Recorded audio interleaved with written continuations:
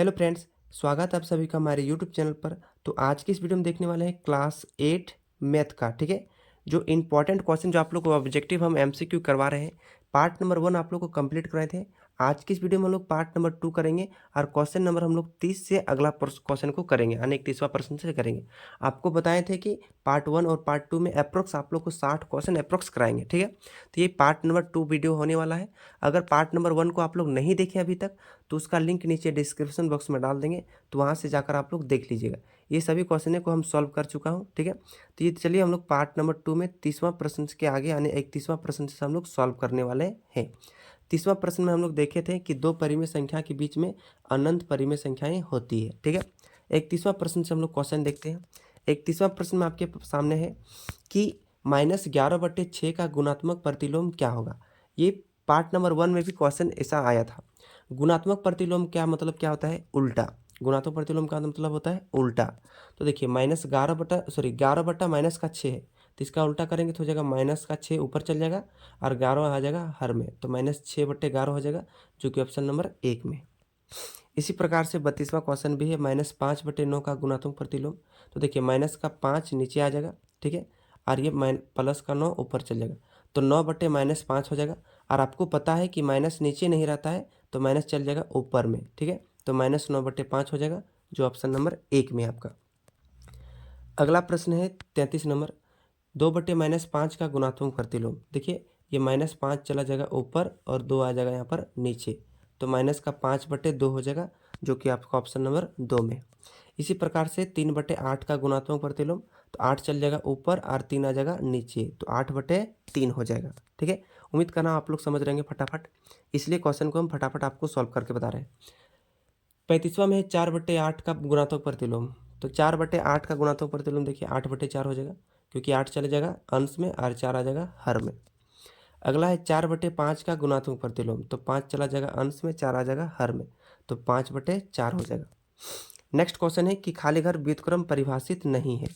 तो देखिए किसका उल्टा करेंगे तो नहीं होगा। देखिए 3 का उल्टा करेंगे तो 1/3 हो जाएगा, -1 का उल्टा तो -1 होता है, ठीक है। 4 का उल्टा तो 1/4 हो जाएगा, लेकिन 0 का उल्टा परिभाषित नहीं है, इन्फिनिट है, ठीक है। तो 0 का उल्टा परिभाषित नहीं है, तो यहाँ पर आ जाएगा 0, ऑप्शन नंबर 4। नेक्स्ट क्वेश्चन है कि 0.3 गुना 0.3 का गुणनफल क्या होगा। अब देखिए 0.3 को गुना करेंगे तो क्या होगा। जब भी ऐसा संख्या रहेगा तो सबसे पहले आपको 3 और 3 को गुना कर दीजिए, तो 3 3 कितना हो जाए तो 9। अब यहाँ 1 अंक के बाद पॉइंट और यहाँ भी 1 अंक के बाद पॉइंट, तो यहाँ पर क्या करेंगे 2 अंक के बाद पॉइंट दे देंगे, माने 0.09 आपका राइट आंसर हो जाएगा, 0.09। नेक्स्ट क्वेश्चन पूछा है कि सबसे बड़ी संख्या है। देखिए ये छांटने के लिए पूछ सकता है आपके एग्जाम में भी, यहाँ में से सब दिया है। आप सबसे बच्चा गलती क्या करता है, सबसे बड़ी संख्या पूछता है ना, बस बिना देखे आंख ढक के बस काम खत्म हो गया, -18 मार देगा। लेकिन याद रखिएगा, यहाँ आपको एक चीज़ समझाते हैं। जीरो देखिए यहाँ पर एक मतलब बीचों बीच में आता है। अब इससे बढ़ा जाएंगे तो 1 हो जाएगा, 2 हो जाएगा, 3 हो जाएगा, 4 हो जाएगा, इस तरह चलता रहेगा। अगर जीरो के हम अगर बैक साइड में आएंगे, ठीक है, तो माइनस का 1 हो जाएगा, माइनस का 2 हो जाएगा, माइनस का 3 हो जाएगा, माइनस का 4 हो जाएगा, ठीक है। अब देखिए जीरो के करीब जो संख्या जितना ज़्यादा रहता है माइनस वाला, वो सबसे ज़्यादा बड़ी होता है, ठीक है, इसे याद रखिएगा। तो जीरो के करीब -1 है, तो ये जीरो के करीब क्या है -1, तो -1 जो है -2 से बड़ा है, ठीक है ना। -1 -2 से बड़ा है, और -2 -3 से बड़ा है, और -3 -4 से बड़ा है। इसका मतलब 1 -4 से बड़ा होगा, -1 जो होगा -4 से बड़ा होगा। इसका मतलब क्या हुआ, माइनस वाली संख्याओं में से सबसे छोटी वाली संख्या सबसे बड़ी होती है, इस बात को याद रखिएगा। जितना भी माइनस वाला संख्या है, सबसे छोटी वाली संख्या सबसे बड़ी होता है। आपको याद करने का तरीका बता रहे हैं, ठीक है। तो यहाँ देखिए सबसे छोटा क्या है, -7, तो इसमें से सबसे बड़ी संख्या क्या हो जाएगा, -7 हो जाएगा, क्योंकि वह जीरो के ज़्यादा करीब में होगा, ठीक है ना। जीरो के ज़्यादा दूर में ये वाला होगा, थोड़ा उससे दूर में ये वाला, और उससे दूर में भी ये वाला होगा, तो सबसे बड़ी संख्या हो जाएगा -7 यहाँ पर। अगला क्वेश्चन है कि 3/8 का समतुल्य परिमेय संख्या ज्ञात कीजिए। ये आपके एग्जाम में पूछ सकता है, तो ये इंपॉर्टेंट क्वेश्चन की श्रेणी में आ सकता है, ठीक है। समतुल्य का मतलब क्या होता है, बराबर। समतुल्य मतलब क्या होता है, बराबर। परिमेय संख्या, तो 3/8 किसके बराबर होगा। चलिए इसको हम लोग सॉल्व करते हैं। ये तो कटेगा भैया, ये तो काट देते हैं। 2 तिया 6, सॉरी 3 से कटेगा, 3 दूनी 6 और 3 पंजे 15, मैंने आएगा 2/5। अब यहाँ 2/5 तो है नहीं, तो ये वाला तो होगा नहीं। चलिए इसको देखते हैं। 2 तिया 6 और 2 अठी 16, 3/8, 3/8 आ गया, यानी यही वाला संख्या इसके बराबर हो जाएगा, ऑप्शन नंबर 2। ये वाला काटेंगे तो 9 एकम 9, 9 दूनी 18, तो 1/2 है, 1/2 तो यहाँ पर है नहीं, तो ये वाला संख्या नहीं होगा। 9/16 तो होगा नहीं क्योंकि कटेगा नहीं, तो इसका सही आंसर हो जाएगा ऑप्शन नंबर 2। ठीक है, 41वां प्रश्न है आपके सामने कि 1/2 का समतुल्य परिमेय संख्या क्या होगा। आप देखिए यहाँ 1/2 का पूछा है, ये वाला संख्या तो होगा नहीं। यहाँ इसको देखिए, 2 एकम 2, 2 दूनी 4, हाँ ये संख्या हो जाएगा 1/2, यानी 1/2 2/4 संख्या परिमेय संख्या के बराबर होगा। 3/2 नहीं होगा, 5/7 भी नहीं होगा। अगला क्वेश्चन है 5/-7 का समतुल्य परिमेय संख्या कौन होगा। देखिए 2 से काटेंगे, 2 5 10 और 2 7 14, तो ऊपर बचा -5, नीचे बचा 7, -5/7 इस संख्या के बराबर हो जाएगा। इसका मतलब ऑप्शन नंबर 1 आपका सही आंसर हो जाएगा। ये तो नहीं होगा क्योंकि ये माइनस का 7 बटे कितना आएगा, 5 आएगा, -7/5। यहाँ तो क्या है 5/7 है, तो ये सब ऑप्शन नहीं होगा। आप लोग ध्यान से देख लीजिएगा, इसका ऑप्शन हो जाएगा 1 नंबर। 43वां नंबर क्वेश्चन है कि -15/21 का समतुल्य परिमेय संख्या क्या होगा। ये क्वेश्चन आप लोग खुद से भी कर लेंगे। -15/21 देखिए, काटेंगे तो -3 का 3 आएगा, -3 × 5 = 15 आ जाएगा, 3 × 5 = 15 माइनस का, और 3 × 7 = 21, तो -5/7 आया, तो -5/7 तो यहाँ पर है। अगर कटेगा तो काट के देख लीजिएगा, ठीक है, नहीं काटेंगे तो फिर गलत हो जाएगा। 44वां प्रश्न है कि 2/5 का समतुल्य परिमेय संख्या क्या होगा। 2/5 काटिए ना, 4 दूनी 8 और 4 पंजे 20, 2/5 तो 1 नंबर ऑप्शन में भी आ गया, बाकी सब तो नहीं होगा। इसमें क्या आएगा, 20 से कम 20, 20 दूनी 40, 1/2 आता है, ये तो कटेगा ही नहीं, ये भी कटेगा नहीं, तो 2/5 8/20 के बराबर होगा। अगला प्रश्न है, अगला कहा गया है -2/3 का समतुल्य परिमेय संख्या। इसमें काट के देखते हैं क्योंकि ये तो कटेगा नहीं। -2/3, अरे -2/3 तो ऑप्शन नंबर 2 में दे दिया है बराबर यही वाला हो जाएगा। अगला प्रश्न 46वां नंबर क्वेश्चन है कि -1/3 और 1/2 के बीच का परिमेय संख्या कौन नहीं है। देखिए ये परिमेय संख्या आपके एग्जाम में पूछा जा सकता है, ठीक है। तो देखिए इसको सॉल्व कैसे करेंगे। ये -1/3 है, अगर इसको डिवाइड करेंगे 3 से -1 को, तो आएगा 0.3 या 9, यानी माइनस का 0.3 आएगा, ठीक है। इसमें देखिए 1/2 को डिवाइड करेंगे तो आएगा 0.5 आएगा, 2 × 5 = 10। अब इसके बीच में ये निम्न में से संख्या कौन नहीं है, चलिए इसको भाग देके देखते हैं। -1/6 को भाग देंगे तो आएगा कितना, 0.6, और माइनस में आएगा तो -0.6, ये तो -0.6 इसके भी बैक साइड में आएगा, यानी यही वाला संख्या हो जाएगा जो इन दोनों के बीच में नहीं है। तो 0 तो हो जाएगा, -0.3 और 0.5 के बीच में यहाँ 0 हो जाएगा, तो ये तो ऑप्शन नंबर हो जाएगा। क्वेश्चन में पूछा है कि कौन नहीं होगा, ठीक ना। तो देखिए ये तो हो जाएगा 1/3, इसको भाग देंगे तो आएगा 0.3 आएगा, 0.3 इसके बीच में तो हो जाएगा। अब -2/6 इसको भाग दीजिए तो 2 एकम 2, 2 तिया 6, यानी इसको भाग देंगे तो आएगा -0.3, -0.3 तो केवल यही वाला है। क्वेश्चन में पूछा है कि इसके बीच में कौन नहीं है, तो इसके बीच में -1/6 नहीं होगा, तो ऑप्शन नंबर क्या हो जाएगा 1। इसी प्रकार से 47वां प्रश्न पूछा गया है कि 1/2 और 1/4 के मध्य एक परिमेय संख्या है, मतलब कौन सा परिमेय संख्या है, यहाँ में से खाली घर में से ये वाला भरा जाएगा। तो देखिए 1/2 को हम भाग देंगे तो आएगा 0.5 आएगा, और 1/4 को हम 4 से भाग देंगे तो आएगा 0.4 दूनी 8 हो जाएगा, ठीक है, यानी 0.2 आएगा। तो 0.5 और 0.2 के बीच में कौन कौन सा संख्या है। देखिए 3/8 को हम भाग देंगे ना तो आएगा 0.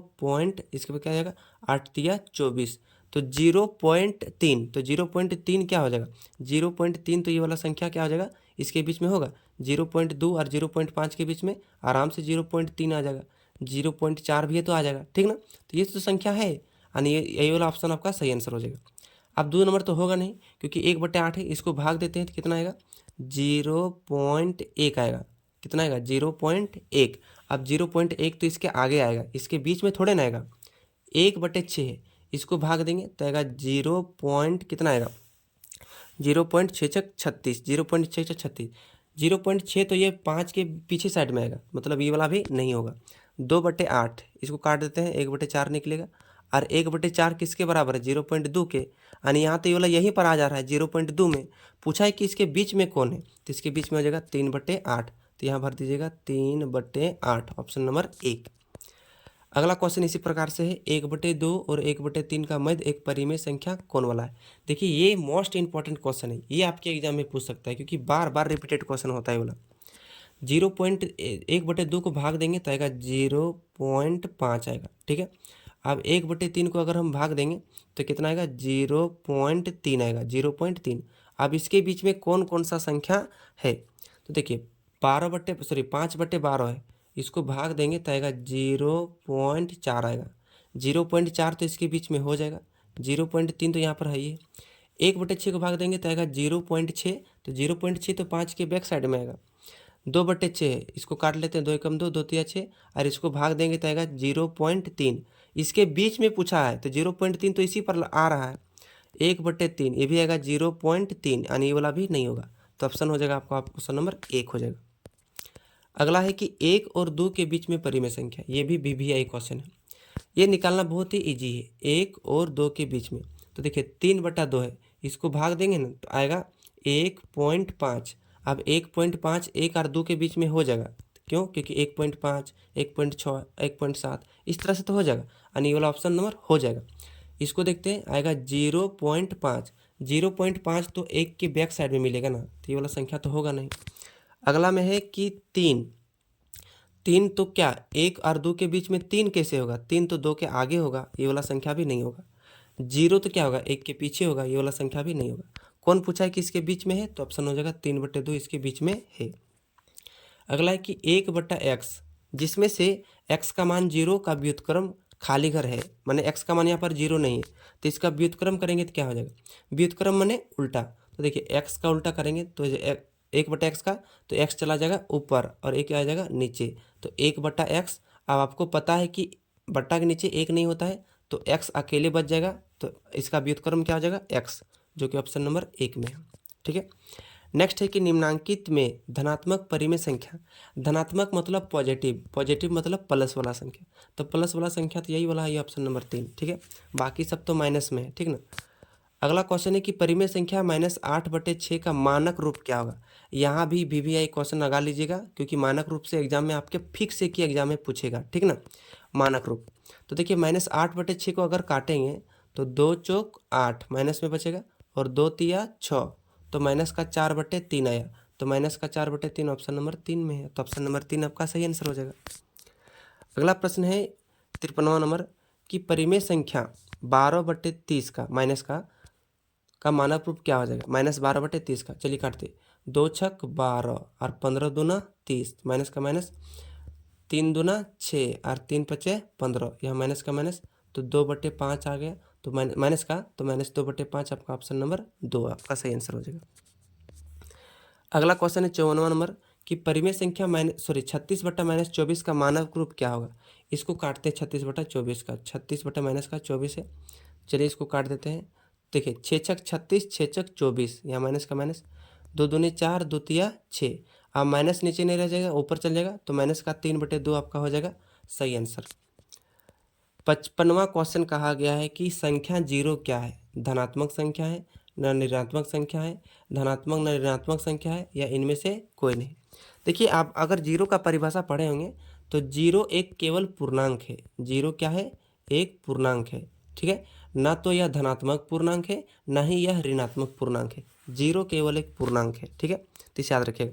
तो ना धनात्मक पूर्णांक है ना ऋणात्मक पूर्णांक, तो पूछेगा तो 0 क्या है, यह एक पूर्णांक है और इसके साथ परिमेय संख्या भी है। अगला क्वेश्चन है 56वां नंबर कि 0 एक संख्या है, तो 0 एक परिमेय संख्या है, ठीक है। अब परिमेय संख्या नहीं है, प्राकृत संख्या तो 1 से शुरू होता है। अगला है कि पाई एक संख्या है, तो पाई एक अपरिमेय संख्या है, पाई क्या है, एक अपरिमेय संख्या है, लेकिन पाई का मान जो होता है भैया 22/7, ये होता है परिमेय संख्या होता है, ध्यान दीजिएगा, ठीक है।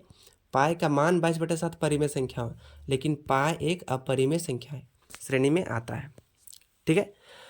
तो ये 57 क्वेश्चन खत्म हो गया, ठीक ना। 60 क्वेश्चन लगभग बोले थे, 57 लगभग खत्म हो गया, तो ये पार्ट नंबर 2 भी आपका क्या हो गया, कंप्लीट हो गया। तो उम्मीद करता हूँ कि इस वीडियो में जो आप लोग को इसमें 27 क्वेश्चन आप लोग को बताएं, ये भी पार्ट नंबर 2 आप लोग के एग्जाम में पार्ट नंबर 1 और पार्ट नंबर 2 एग्जाम में बहुत ही हेल्पफुल साबित करने वाला है। अगर वीडियो आपको अच्छा लगा तो एक प्यारा सा आप लोग लाइक प्लीज़ ज़रूर कीजिएगा, और चैनल पर आप हमारे नए हैं, अभी तक सब्सक्राइब नहीं किए तो सब्सक्राइब करके बेल आइकन को प्रेस जरूर कीजिएगा और इस वीडियो को अपने दोस्तों के पास शेयर भी जरूर कीजिएगा। ठीक है, मिलते हैं किसी दूसरे वीडियो के साथ। तब तक अपने घर में बड़ों का सम्मान करिए और छोटों में प्यार बांटिए।